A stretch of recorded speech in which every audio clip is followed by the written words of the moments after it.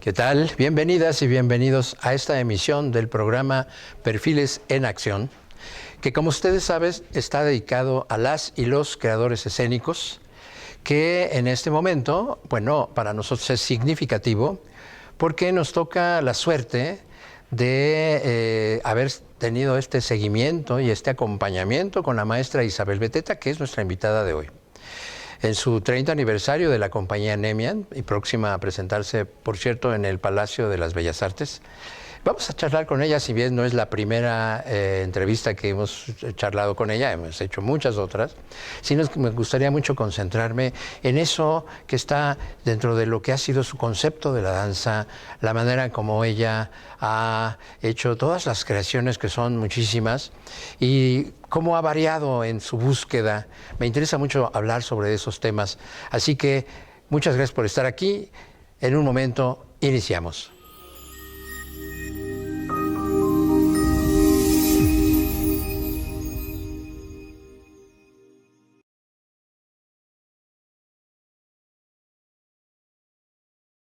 Bueno, pues ya estamos aquí con la maestra Isabel Beteta. Isabel, muchísimas gracias por estar aquí. Gracias por invitar y para reflexionar entre colegas lo que significa un camino de vida, que es el nombre de Nemian, por cierto. Exactamente, un camino de vida que justamente es el que nos ha llevado a una colaboración incluso estrecha que hemos tenido con la maestra, no solamente en esta parte en la que hemos hecho el seguimiento de su obra durante algunos años, sino también en algunos proyectos que hicimos juntos de comunicación cultural, en unos primeros programas, mucho antes de que el streaming fuera tan popular como lo es ahora, siendo pioneros Danzanet TV del streaming, de la televisión por internet, ya hicimos algunos programas por ahí. No vamos a hablar de ello, pero lo tengo que mencionar porque también fuimos cómplices en la comunicación cultural. Y eso es lo que me va a hacer aquí en el foro del Centro Cultural Los Talleres. Así que, pues, para abrir boca, mi querida Isabel, yo sé que tienes pues una trayectoria pues amplísima. Tengo aquí incluso la ficha que ya me conozco por otras entrevistas que te he hecho, en la que tu formación primero como pues historiadora del arte en Estados Unidos, y de ahí habiéndote dejado ahora sí que impactar por la danza y empezando a trabajar desde el taller coreográfico, cuando estuviste con Cristina Gallegos y cuando fundaste junto con Cecilia Lugo con Tempo Danza, pues toda una carrera que realmente te ha llevado a formar tu compañía hace 30 años. Además, por supuesto, de este lugar que pues para muchos representa el inicio de muchas carreras. Así que, ¿con qué quieres empezar, Isabel? Ya en otras ocasiones te hemos entrevistado acerca de esa trayectoria, pero más bien, más allá de las anécdotas o de los datos, ¿cómo para ti fue importante ese inicio? ¿Qué fue lo que en ese inicio a ti te movió, sobre todo, para esto? En esa combinación que yo creo, permítame, interdisciplinaria. Es decir, que realmente no solo fue la danza, sino también fue toda esta influencia que tuviste con las artes plásticas, con toda esta parte que, bueno, no por las artes plásticas, sino por todo lo que es el arte que tanto te influyó durante tu primera época. Bueno, y todavía, no nada más la primera época. Tan es así que ahora para los 30 años estoy rehaciendo una obra, pero esa obra está inspirada desde su origen en un cuadro de Giorgio de Chirico. Más en un cuadro que en toda su obra, pero especialmente en un cuadro, ¿no?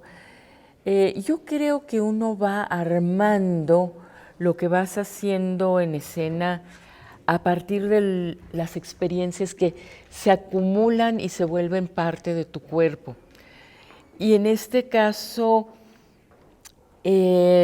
primero, por un lado, tenía yo trabajo a partir de imágenes. Y por otro lado, pues un buen día dije, me voy a dedicar a la danza, me gusta moverme, pero quería moverme yo. A partir de ese moverme yo con diferentes personas, Cristina Gallegos, Margarita Contreras, Gloria Contreras, fue que comencé a intuir y aprender a conectar los movimientos de un cuadro a otro, por decirlo de alguna forma. El movimiento, digamos, que vino después. Y hasta la fecha suelo tener una imagen original, que es la que representa la obra, y la voy rellenando con el movimiento, y el movimiento me ayudan a hacerlo los bailarines, o sea, pido cierto tipo de improvisaciones, pero también voy conociendo cómo se mueven y qué le va bien a quién, y eso se amalgama. También por eso es que no me gusta, es raro que yo haga lo que estoy haciendo ahora. Realmente nunca remonto, no me gusta, porque se hace, como yo veo y entiendo la danza contemporánea, modas más, modas menos, es para ese momento y para esa persona. Entonces cambias la persona y es otra obra.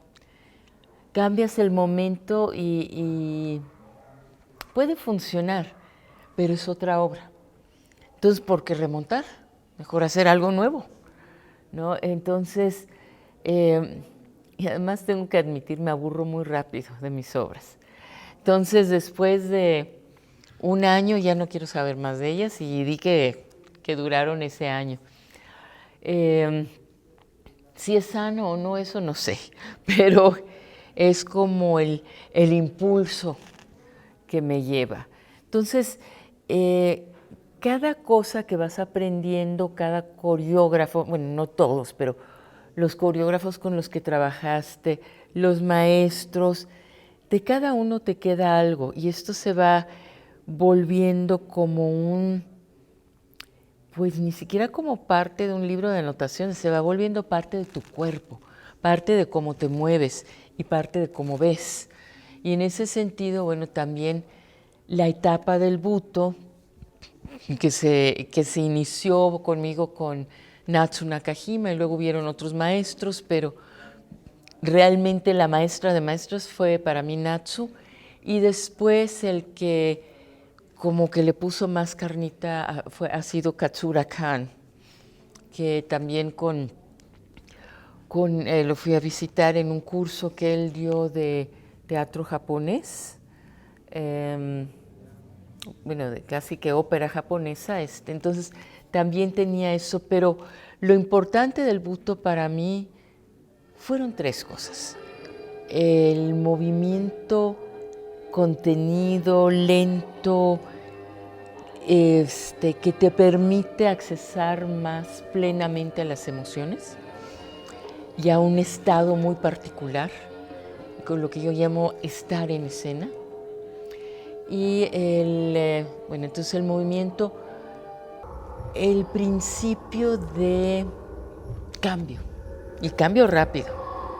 Y el tercero, que no puede ser el mismo o la misma, ni la persona ni el público, del principio al final. Tiene que haber habido un cambio, si no lo hubo, bueno, pues no sé qué pasó, ¿no? Como que no pasa bien algo. Eso en tanto que el interior del intérprete, pero también como estructura de obra, ¿no? De las dos maneras. Eso fue una influencia muy importante y es un poco, y hay que decirlo también ahora con la edad, es algo que es más rico manejar, con algo que te permita entrar en ti para que la energía se contacte no nada más de la manera tradicional occidental, cinéticamente, o digamos por acrobacias o por velocidad, sino que lo puedas combinar, que salga de otra forma.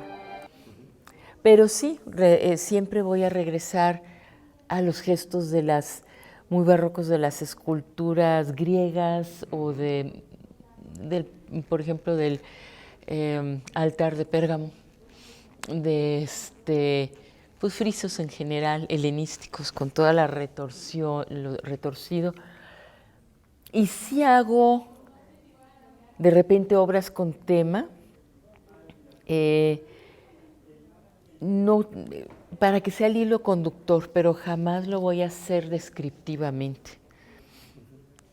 Y finalmente de cine, lo que me influyó, y esto a través de Wolfgang Scholz, con quien he trabajado un buen de obras, y él siendo cineasta, la influencia fue entender el ritmo interno de una obra, que es lo que yo entiendo que es dramaturgia, que la dramaturgia es eso, ¿no?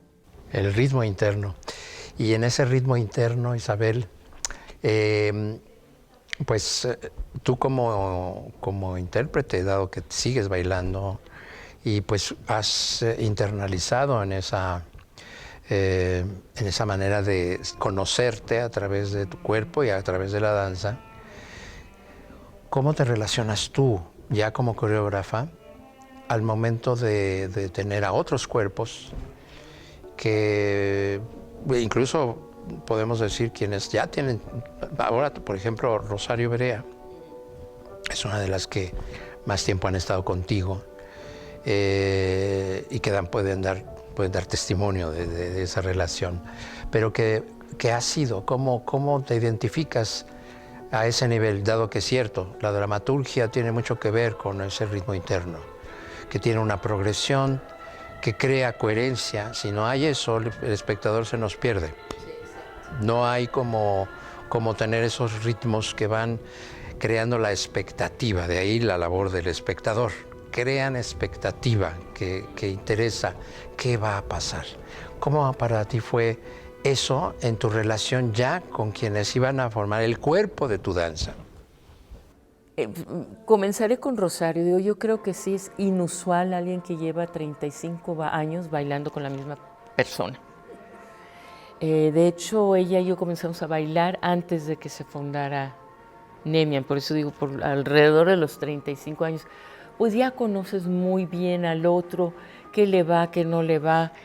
Con una mirada entiende el otro qué está pasando, cómo cubrir tus puntos flacos o exaltar los otros. Eso mismo pasa con Javier, que lleva como 25 años en la compañía. Y lo interesante de la compañía ahorita, y es para mí un descubrimiento pues más reciente, es que de la primera generación, digámoslo así, quedan Javier, Rosario y yo. Y luego hay 4 chicos nuevos, muy jóvenes, unos muy jóvenes, otros jóvenes no tanto, pero es como bailar con tus nietos, ¿no? Pero con ellos lo que me gusta es explotar esa expansión que tienen. El gran salto, las piernas, además sobre todo los 2 varones, uno se formó en Corea, el otro estuvo en el Joffrey, entonces son gente con mucha habilidad física. Entonces explotar eso y contrastarlo con, bueno, la verdad es que tanto Rosario como Javier siguen moviéndose como dioses, la verdad, pero contrastarlo con la calma del otro, está dando una mezcla muy particular y para crear, para mí es interesante. Yo no había hecho eso no había como tenido esa oportunidad ni ese acervo de lenguaje corporal para podérselo pedir a la gente joven. Entonces sí ha sido muy interesante las diferentes expresividades, porque además la gente, quien llegue, siempre trae sus dones y sus flaquezas, ¿no? Entonces, irles descubriendo, uno es muy expresivo, el otro es muy acrobático. ¿Qué vas a explotar? ¿Cómo lo vas a explotar? ¿Cómo lo vas a mezclar? ¿Cómo te vas a ver tú en ese contexto, ¿no? Y ahí conectamos siguiendo con este tema, ya tienes el cuerpo, digamos decir, de bailarines, pero también, pues, con todo, hay la concepción de la obra. Finalmente, como tú dices, ¿no? Las obras duran el tiempo que tienen que durar y después se terminan, ¿no? Esto que dices, te aburren, pero más bien es porque ya dieron de sí. Pero sin embargo, atrás hay una manera que tú concibes ese ritmo interno también en la obra. Ahora que nos hablaste de tus antecedentes, de la influencia del butó, de todo lo que ha sido toda esa parte que ha consolidado tu lenguaje.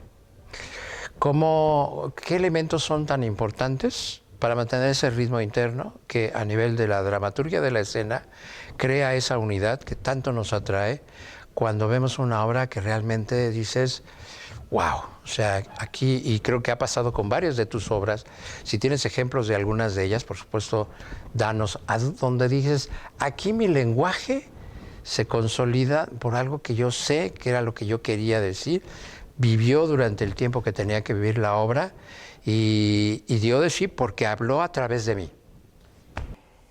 Pues voy a hablar de obras de dos extremos. Entre las primeras que hice estuvo El corazón de la tierra. Y en esa mi imagen era como cavernosa, como ser parte de la tierra. De hecho, lo hacíamos con muy poca ropa, hombres y mujeres. Y era el cuerpo como integrado un cuerpo con otro. Y la obra internamente no hubo nunca una cosa, o muy poco que dijeras, el ritmo se aceleró o algo así, sino que tenía claramente una especie de, se genera un ser, se multiplica, se desarrolla y queda, y al final era como que el agua lo borra, como para volver a comenzar. Entonces era una cuestión cíclica. En una que se llamó Retrato de Familia, que es un poco más descriptiva, pero es una familia, tenía eso mismo. Comenzaba con una fotografía de frente, esa fue influencia de Adriana Castaños, un gesto que es así. Y la idea de una foto de familia, y terminaba con la misma foto de espaldas. Entonces pasa todo, pero nadie se entera, era la idea, ¿no? Pasa, pero no pasa nada. Un poco ya más complejo fue la obra Historia de Historias, que partió de la idea de que somos la historia somos mexicanos, somos la historia de ese país, somos lo que comemos, lo que te enseñaron en la escuela, lo que crees, tus prejuicios, lo que no crees. Pero también hay las historias de familia. Yo siempre he tenido mucha fascinación por la psicología, y casi siempre cuando hay problemas en una familia es que hay secretos. Y el caso es que dije, pero también somos, así como somos la historia de México, somos la historia de tu abuelo, de tu tatarabuelo y de más atrás. Y pasaron varias cosas. Yo le preguntaba a mis bailarines, y tu abuelo, que me choqueó que casi nadie sabe más allá de sus abuelos. O sea, ¿de dónde vienes? ¿No? Interesante es que sí, sus antecedentes, la mayoría sí venían, no son urbanos, venían del campo. Entonces, para la primera parte me inspiré en, ¿cómo se dice? Glifos en estelas prehispánicas y una música de ese tipo, y después se iban desarrollando las pequeñas historias de cada uno, lo que pude rescatar de cada uno. Y pasó por muchas etapas, cada escena era totalmente distinta. Y creo que esa obra se mantuvo por el gran contraste. Unas más o menos lentas, otras súper rápidas. Había uno en que te peleabas con todos, y otras muy lentas que recogía simbólicamente lo que es. Mi imagen era cuando secan los chiles o las semillas en los techos y luego el café, luego lo cepillan, así. Entonces había, y luego al final igual todos iban. Este es el camino de todos, este es el camino individual y y regresamos y nos vamos juntos. Entonces, si hay una historia que soporta, es a través de ideas, no es descriptiva, ¿no? Pero que te permite darle ese ritmo a las obras, y a veces tiene un clímax muy claro y a veces tiene varios momentos, varios pequeños por contraste, o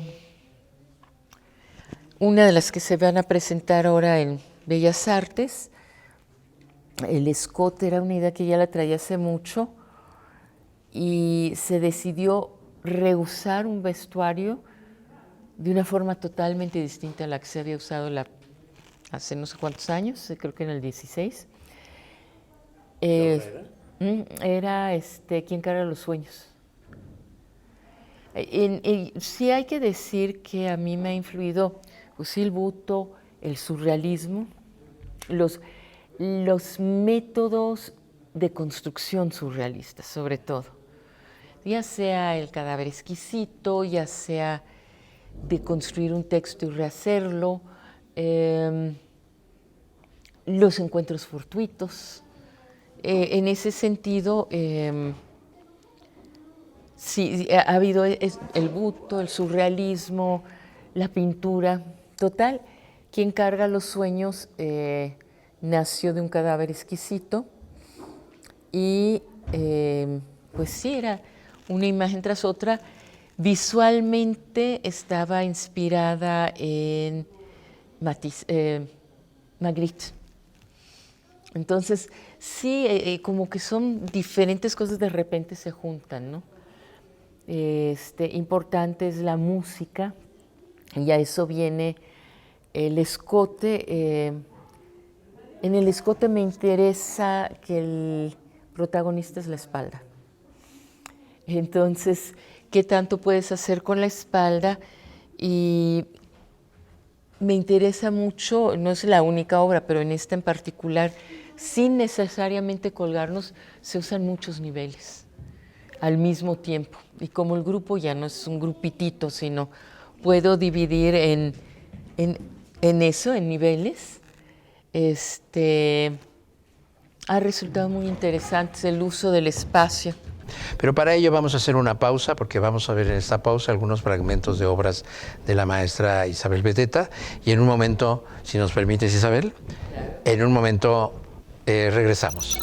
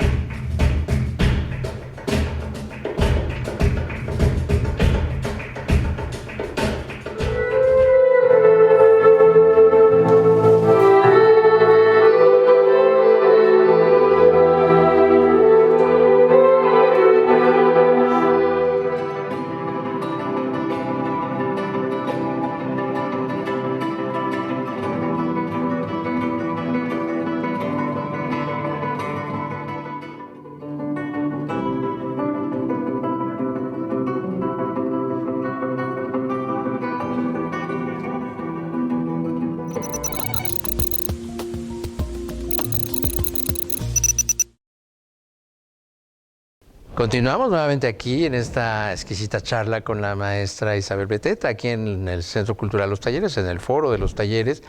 Estamos precisamente hablando acerca, pues, de las influencias, de todo lo que para la maestra ha significado el hecho de conocer esto que ella llama el ritmo interno, ese concepto muy acertado de la dramaturgia y que es fundamental para su obra, en la que, si bien, como nos dijo anteriormente, no es una cuestión descriptiva, pero finalmente sí crea una línea que nos da esta coherencia al momento de percibir, al momento de disfrutar la danza. Maestra, pues aquí es donde me gustaría mucho abordar ahora.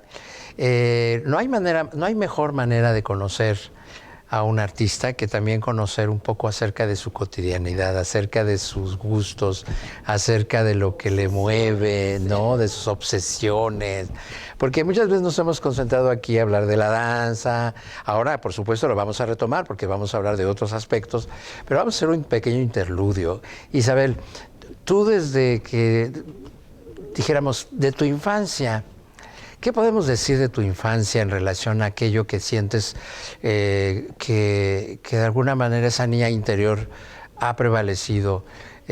¿Cómo fue esa infancia para ti? No que nos cuentes toda la historia, pero sí esos momentos que dices, esa niña que fui está aquí.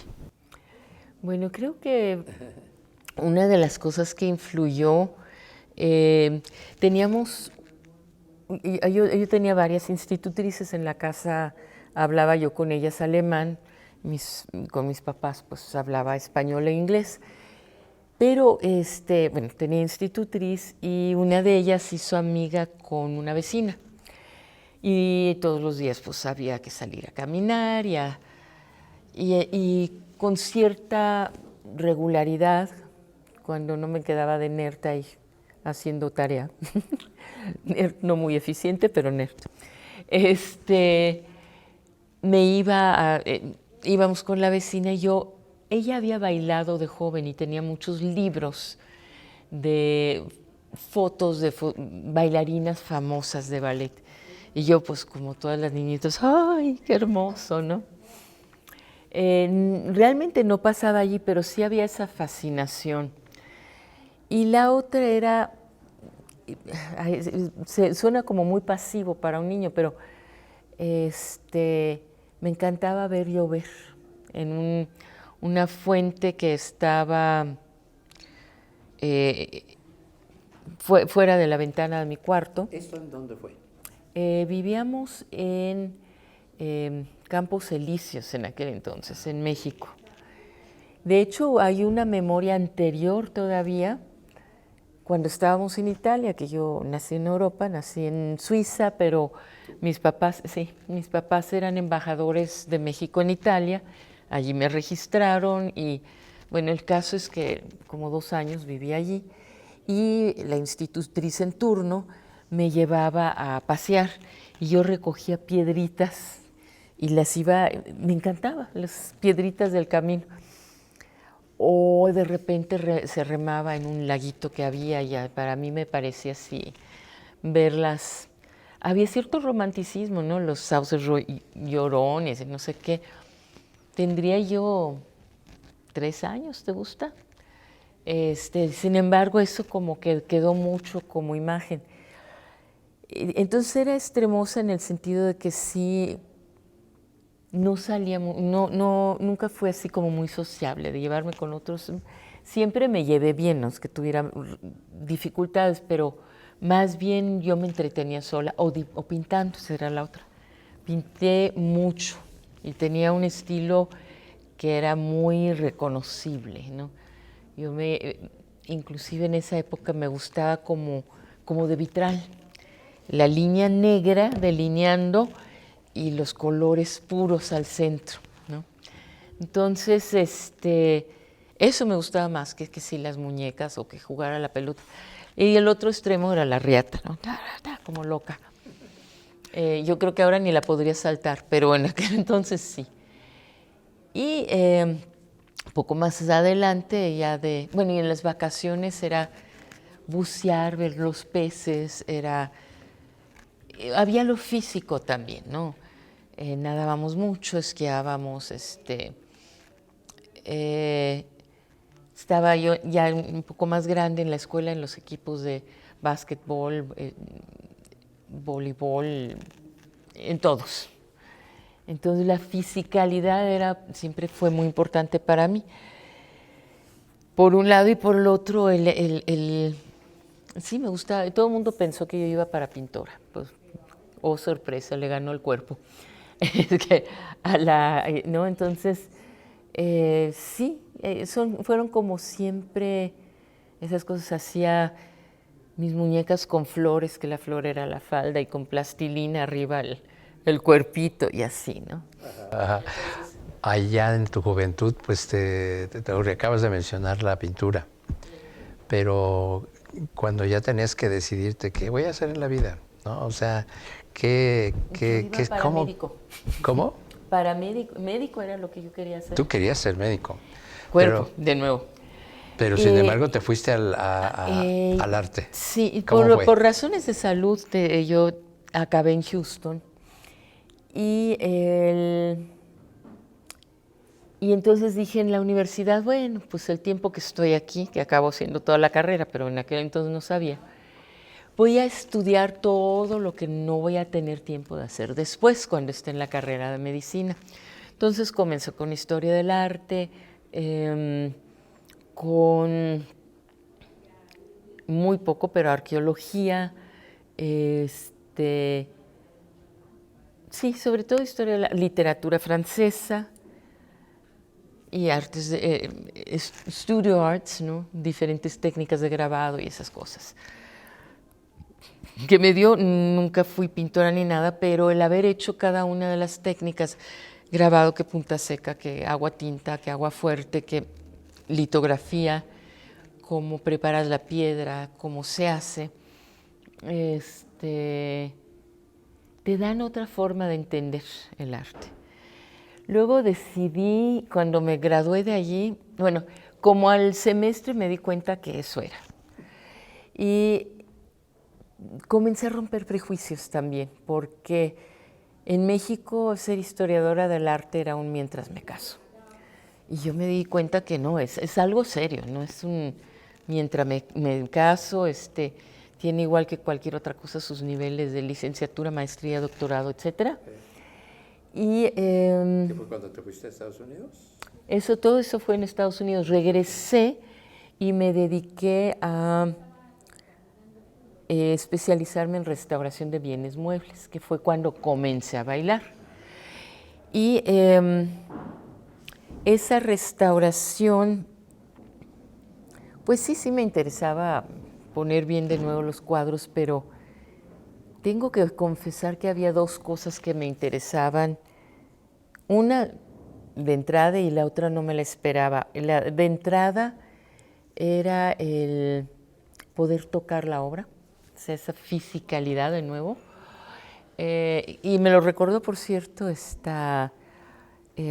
Rosana, bueno, en una entrevista. Yo no me acordaba que yo había dicho eso, pero sí es cierto, fue uno de los motores.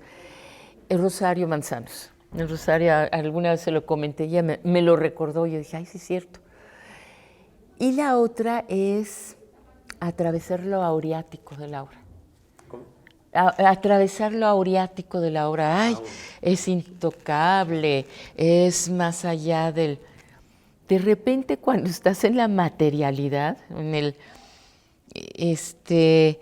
a la cerámica haces pasta cerámica y rellenas así, así, así. En los cuadros pues estás limpiando y ves qué son los pigmentos y eso, como que de repente se te vuelven más cotidianos. Y sí, llegué a restaurar pinturas de pintores famosos, pero... Y luego como que regresan a tener vuelves a valorarlos, pero hay un momento en que se vuelven materia, dices, pues lo hizo un ser humano como tú y yo, ¿no? Y no es Dios Padre.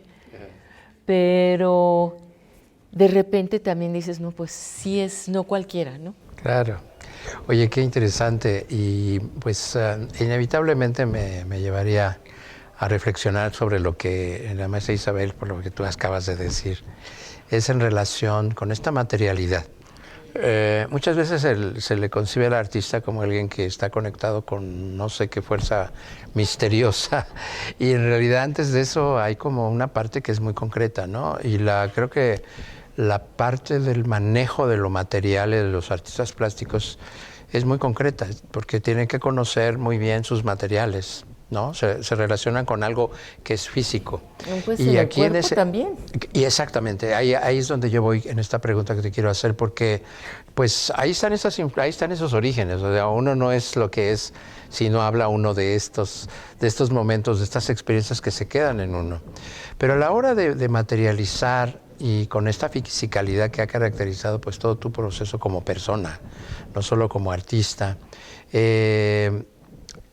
se dice que la danza contemporánea a veces es demasiado abstracta, como que a veces la entiende uno, no lo entiende, pero cuando yo siento la obra más, no es tanto cuando me cuentan una historia, sino cuando me puedo identificar, porque es algo tan concreto, tan humano, que no necesito entender realmente cuál es la motivación del bailarín o del actor, perdón, o del coreógrafo, sino que me prende por esa materialidad, no tanto de lo físico, sino más bien de lo humano.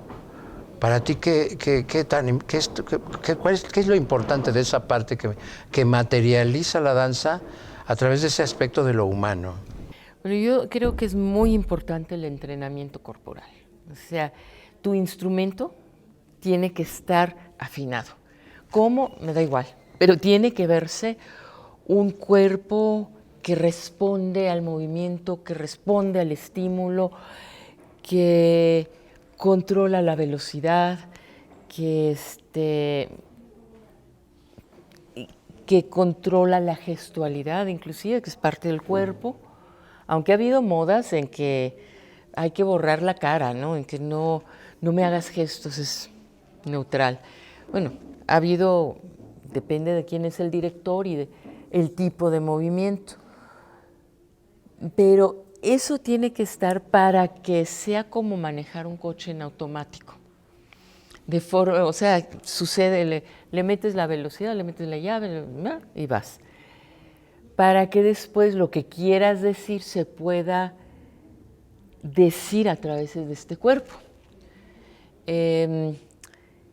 Y se convierta en energía que contacta. Yo sí creo que hay como planos de energía. La muy compacta se llama cuerpo físico, ¿no? Y luego estaría como el energético del que se habla mucho y luego el expansivo, el que tú se lo mandas al que está sentado allá. Por eso nunca va a ser lo mismo hacer algo en video como verlo, vivirlo junto con el público, porque para eso lo haces. Digo, el gusto es tuyo y tienes ganas pero si no hay receptor no hay obra, así de sencillo. Y creo que en la cuestión de la abstracción, de nuevo, esto es un elemento energético. La poesía y la danza en eso se parecen, que te dan una imagen y que no sabes bien por qué, ¿no? Te da una sensación. Unos lo hacen a través de la palabra, pero la palabra que significa algo más que la palabra. Y en la danza, pues es un cuerpo que dice más que el cuerpo físico. A veces no, pero bueno, cuando es una cosa más integral, más completa, pues sí. Dice más que no te va a decir algo así como tú eres mi primo, pero sí te va a decir algo como me duele o quiero compartir. El gesto es muy importante, pero la velocidad, el control del gesto, el cambio espontáneo a otra cosa, todo eso es algo que tiene que estar. Entonces, bueno, a mí y creo que a mucha gente de la danza se nos vuelve obsesivo el entrenar el instrumento, ¿no? El día que no bailas, que no hiciste, sientes como que te faltó algo, no te lavaste los dientes. Es una segunda naturaleza. Luego la gente de fuera no lo entiende, ¿eh? Dicen, pero ¿a qué haces tanto? Y hasta de músicos he oído eso. Le digo, bueno, pues tú también tocas no sé cuántas horas diario, ¿no? Pero dicen que somos más obsesivos todavía. Entonces, bueno, de ahí parte todo. De allí, pero sí son como elementos que se van encontrando. Algo te comienza a estorbar y cuando algo comienza a estorbar van cayendo las piezas. Y no digo que no, a veces a media obra o una vez terminada, de repente hay ups, algo falla. Y tienes que o cambiar la música o rehacerlo o cambiar el movimiento. Y bueno, hay otro elemento que yo uso mucho, que no todos los coreógrafos son tan adeptos a esos, son objetos. Objetos simbólicos, sea el abanico, papel. Me gusta mucho pantallas de diferentes tipos donde desaparece la figura, reaparece, se ve en otra dimensión. El espacio es muy importante, arriba, abajo, dimensión hacia atrás. Cómo con las luces haces que algo se vea como, y al fin, en el punto de fuga de una pintura, o lo traes al frente. Si va a ser la espalda o va a ser el frente del bailarín el que se va a expresar porque dice cosas distintas, ¿no? Ahí está lo material también en ese sentido. Vamos a hacer una última pausa para seguir disfrutando un poco de la obra de la maestra Isabel Beteta. Para concluir, vamos a hacer otras preguntas, pero que van a llevar justamente a lo que es este momento, en esta celebración que se va a tener su cúspide en el Palacio de las Bellas Artes. En un momento regresamos.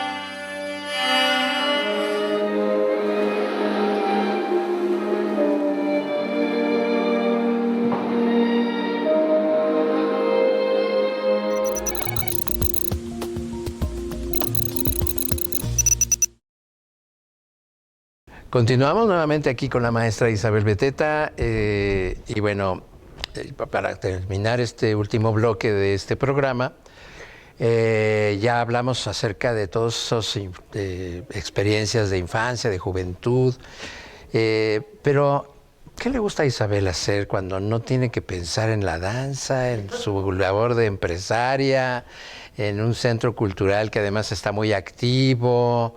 ¿Tienes algún tipo todavía de relación con esa materialidad de la que hablas? ¿O que ya no te das tiempo, Isabel, de estar contigo misma?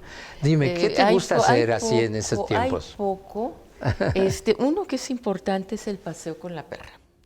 En la mañana yo me levanto a las 5 para que a las 6:30 esté yo en la calle dando la vuelta con acá mis ojos, y a la hora regresamos, desayunamos. Son momentos ni siquiera de reflexión te vienen ni te van ideas, como de estar, momentos de que si llovió, no llovió, cómo pasa la luz por el árbol, yo qué sé, no nada muy importante, o sí.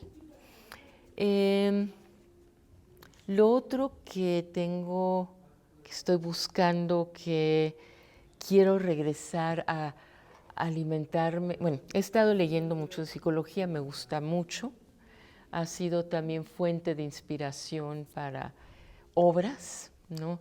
Cómo reacciona el ser humano ante tal situación. En Historia de Historias fue muy importante, por ejemplo. En otras no tanto, son más abstractas. Importa más la música, pues, por ejemplo, como en El Escote. Pero he estado leyendo bastante de cosas de psicología, sobre todo de como lectura del cuerpo. ¿Y literatura, maestra? En literatura también he estado más con los japoneses ahora. Ajá. ¿Cuáles son tus Murakami autores? me gusta. Claro. Y Iriguchi se llama, ¿no? Bueno, a mí me encantó el que luego le hicieron película, el de The Remains of the Day. Putz, qué libro, qué bárbaro. No, sí. Y cada libro que escribe no se parece a los demás. Es impresionante ese señor. Y hay otros de gente quizá no tan distinguida, pero sí tengo ganas de retomar una maestría. La última que hice quedó frustrada por razones burocráticos. La terminé y con muy buenas calificaciones, pero bueno, ya no me gradué. Pero hay algunas que me llaman la atención. Una es psicología del arte, otra es lo que llaman crítica de danza, pero que es realmente como investigación me gustaría a mí me cuesta trabajo escribir, no es lo mío. Entonces me gustaría aprender a escribir traducir lo que es la experiencia de sensaciones escénicas al papel. Ahí está uno en gran tarea, maestra, pasar ahí, ya sea unas memorias, un proceso de reflexión acerca de tu trabajo. Sí, más que de mi trabajo como tal, de la vivencia escénica y cómo se llega a eso. Claro, claro, ¿no? también, por supuesto. Y bueno, no hay como los extraordinarios maestros, que yo tuve varios de esos. Eso es una cosa, que no hay como un extraordinario maestro, además dicen que se aparece cuando debe, ¿no? Y porque te van llevando de la mano y también transmitir lo que a ti te transmitieron pues es un legado, si tú quieres llamarlo así, pero también es como cada obra en el escenario, es compartir.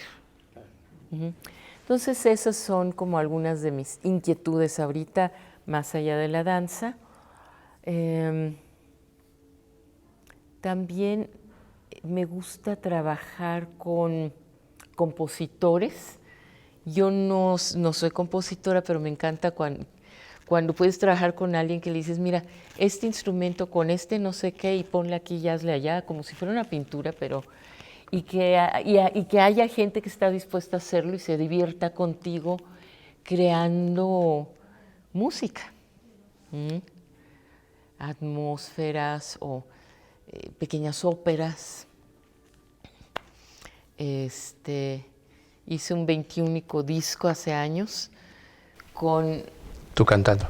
Yo cantando y con que sigo cantando, con altibajos así muy notorios. Pero Ahí está, sigo. ya es otra de las actividades que no nos Sí. habías dicho.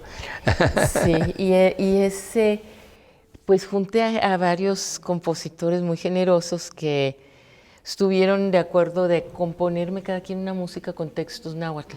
Exacto, es lo que te iba a preguntar. Esa relación con el náhuatl es muy interesante en ti. ¿Por qué?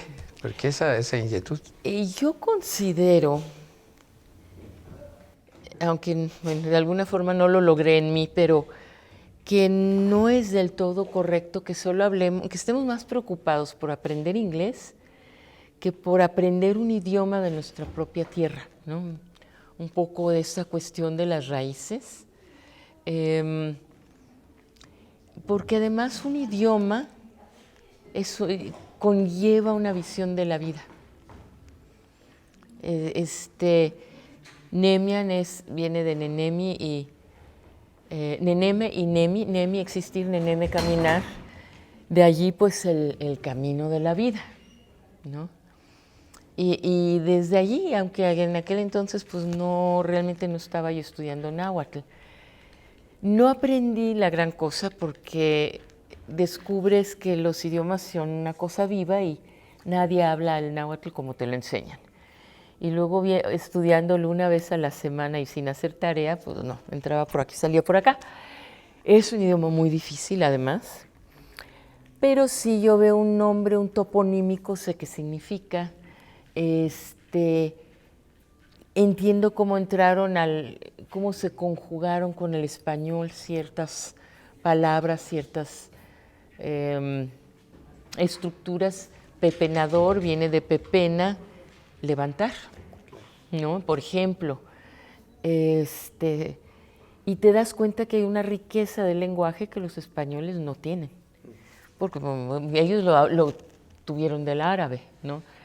Entonces, eso es lo que quiero decir con historia de historias, que eres parte de... Y sí se me hace muy triste, muy trágico, que la gente indígena o que haya grupos indígenas que no quieren que sus hijos aprendan su propio idioma. Es como cortarte la cola, pues, ¿no?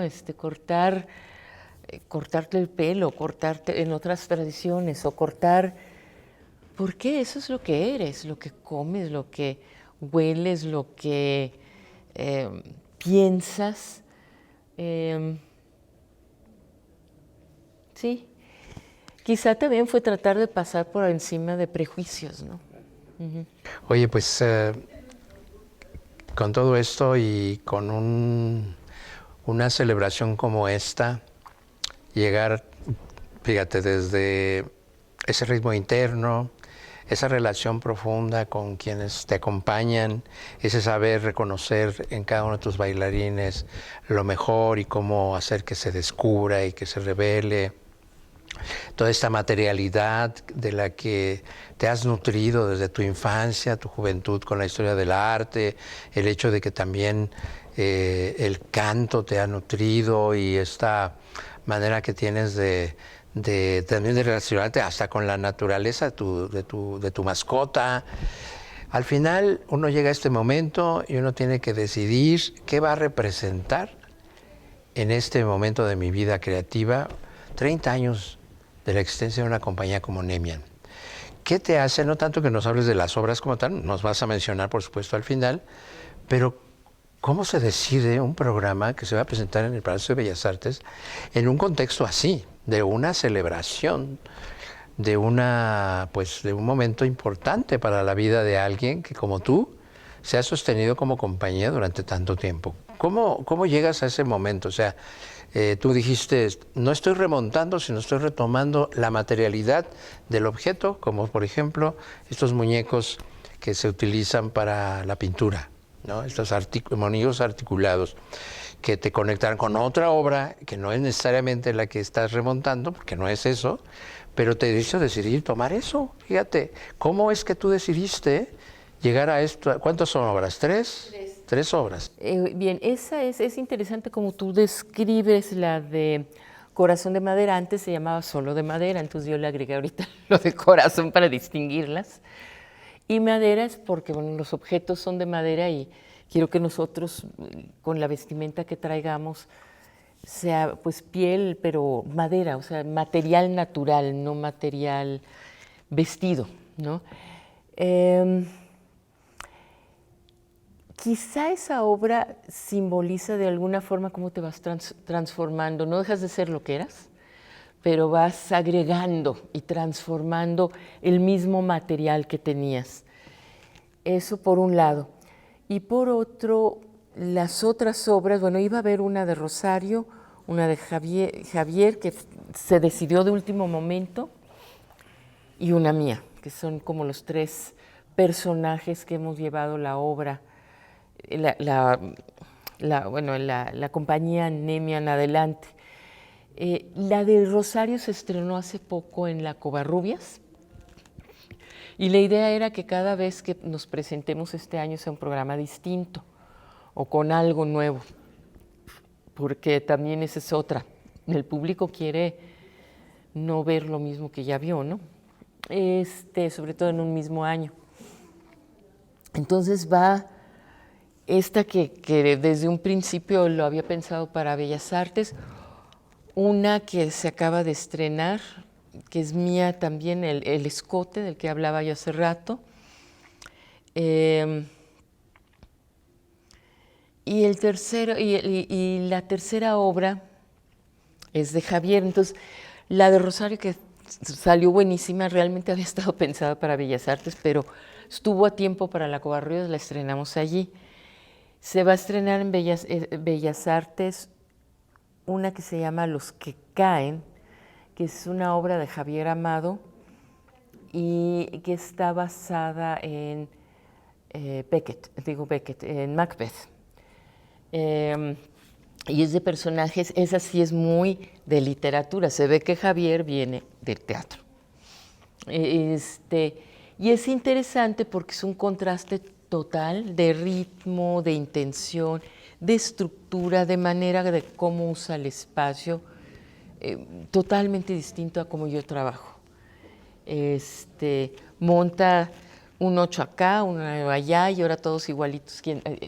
Yo soy más flexible, más libre en eso. La vieja escuela. Y es interesante, va a ser una obra de mucho contraste. Y bueno, son dos mías, una que es una retomada o digerida, rehecha, una que es reciente, la acabo de estrenar hace como 2 meses, 3 meses, una cosa así, y la de Javier. Eso es lo que va a Bellas Artes. Y si tenemos más funciones importantes el resto del año, que espero que sí, va a ser otro estreno. Y va de nuevo algo de Rosario. Así que sí estamos. Pues ahí está, ¿no? Eso habla de la vitalidad, de lo que es el organismo vivo de una compañía, en la que si bien hay un eje, que es el que marca la maestra Isabel, y que nutre pues un trabajo así, ¿no? Que es raro de encontrar, pues, ¿no? Sobre todo con el tiempo, ¿no? Y que pues tiene coherencia y que tiene además ese sabor que cuando uno sabe que va a haber un espectáculo de Nemian danza escénica, sabe que va a haber todo esto que de alguna manera ya hemos abordado aquí. No nos alcanza el tiempo para hablar todavía de muchas otras cosas, pero sí, personalmente, Isabel, te lo digo, para mí era importante tener este encuentro porque reconozco lo que ha sido no solo tu labor como artista, sino también porque tú has impulsado muchas carreras. Has impulsado, yo mismo me incluyo, porque gracias a lo que experimentamos aquí con nuestros programas, en lo que respecta al área que a mí me fascina, que es la comunicación cultural, y que entramos aquí, donde el tiempo que tomé mucho de tu obra también, que fue la videografía que hicimos aquí contigo, las relaciones incluso de venir aquí con el Work Center de Jerzy Grotowski, los cursos que yo mismo he dado acá, en fin, ha habido como esa relación y para mí era importante, si bien hacía mucho que no venía yo contigo, pero yo siempre te tengo en cuenta, sobre todo pues por este legado que está ahí, que está vivo y me da mucho gusto sobre todo que esté ese impulso. Yo creo que veo a esa niña saltando en los charcos, recogiendo piedras en cada una de las cosas que ella hace y que representan y que nos representan también a quienes lo vemos y lo disfrutamos.